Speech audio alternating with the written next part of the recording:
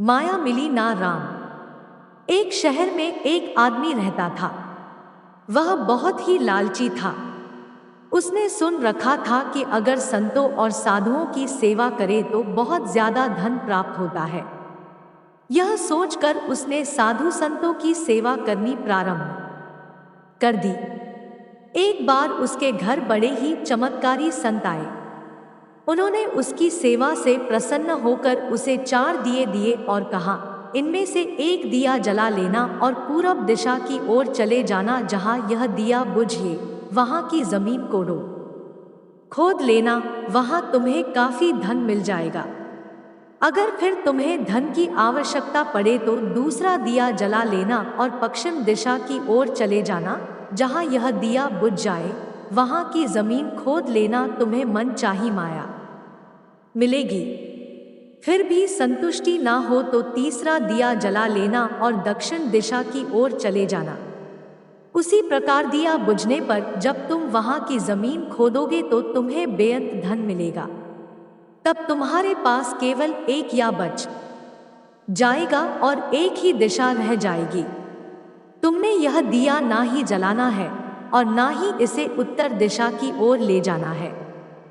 यह कहकर संत चले गए। लालची आदमी उसी वक्त पहला दिया जलाकर पूरब दिशा की ओर चला गया। दूर जंगल में जाकर दिया बुझ गया। उस आदमी ने उस जगह को खोदा तो उसे पैसों से भरी एक गागर मिली। वह बहुत खुश हुआ।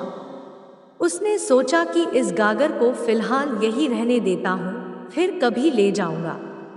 पहले मुझे जल्दी ही पश्चिम दिशा वाला धन देख लेना चाहिए। यह सोचकर उसने दूसरे दिन दूसरा दिया जलाया और पश्चिम दिशा की ओर चल पड़ा। दूर एक उजाड़ स्थान में जाकर दिया बुझ गया। वहां उस आदमी ने जब जमीन खोदी तो उसे सोने की मोहरों से भरा एक घड़ा मिला। उसने घड़े को भी यही सोचकर वही रहने दिया कि पहले दक्षिण दिशा में जाकर देख लेना चाहिए। जल्दी से जल्दी ज्यादा से ज्यादा धन प्राप्त करने के लिए वह बेचैन हो गया। अगले दिन वह दक्षिण दिशा की ओर चल पड़ा या एक मैदान में जाकर बुझ गया। उसने वहां की जमीन खोदी तो उसे हीरे मोतियों से भरी 2 पेटियां मिली। वह आदमी अब बहुत खुश था। तब वह सोचने लगा, अगर इन तीनों दिशाओं में इतना धन पड़ा है तो चौथी दिशा में इनसे भी ज्यादा धन होगा। फिर उसके मन में ख्याल आया कि संत ने उसे चौथी दिशा की ओर जाने के लिए मना किया है। दूसरे ही पल उसके मन ने कहा, हो सकता है उत्तर दिशा की दौलत संत अपने लिए रखना चाहते हो। मुझे जल्दी से जल्दी उस पर भी कब्जा कर लेना चाहिए।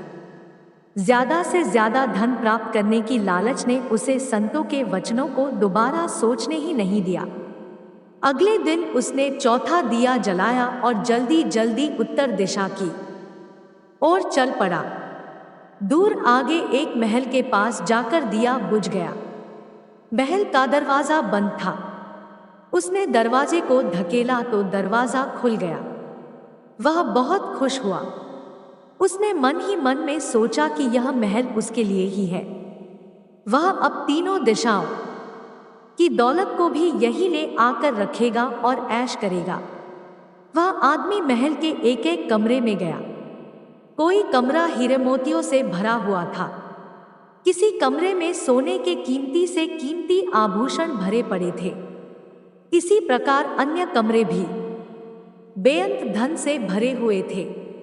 वह आदमी चकाचौंध होता जाता और अपने भाग्य को शाबाशी देता। वह जरा और आगे बढ़ा तो उसे एक कमरे में चक्की चलने की आवाज सुनाई दी। वह उस कमरे में दाखिल हुआ तो उसने देखा कि एक बूढ़ा आदमी चक्की चला रहा है। लालची आदमी ने बूढ़े से कहा कि तू यहाँ कैसे पहुंचा? बूढ़े ने कहा, ऐसा कर यह जरा चक्की चला, मैं सांस लेकर तुझे बताता हूँ। लालची आदमी ने चक्की चलानी प्रारंभ कर दी। बूढ़ा चक्की से हट जाने पर ऊंची ऊंची हंसने लगा। लालची आदमी उसकी ओर हैरानी से देखने लगा। वह चक्की बंद ही करने लगा था कि बूढ़े ने खबरदार करते हुए कहा, ना ना, चक्की चलानी बंद ना कर।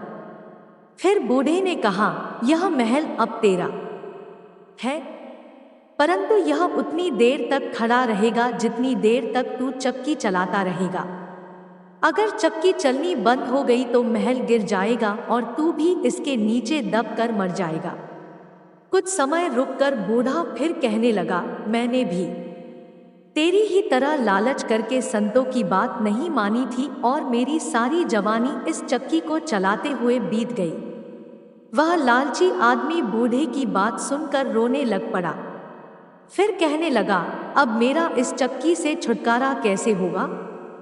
बूढ़े ने कहा, जब तक मेरे और तेरे जैसा कोई आदमी लालच में अंधा होकर यहाँ नहीं आएगा, तब तक तू इस चक्की से छुटकारा नहीं पा सकेगा। तब उस लालची आदमी ने बूढ़े से आखिरी सवाल पूछा, तू अब बाहर जाकर क्या करेगा? बूढ़े ने कहा, मैं सब लोगों से ऊंची ऊंची कहूंगा, लालच बुरी बला है। इस प्रेरक कहानी से हमें यह शिक्षा मिलती है, हमें कभी भी पैसों को जरूर से ज्यादा अहमियत नहीं देना चाहिए।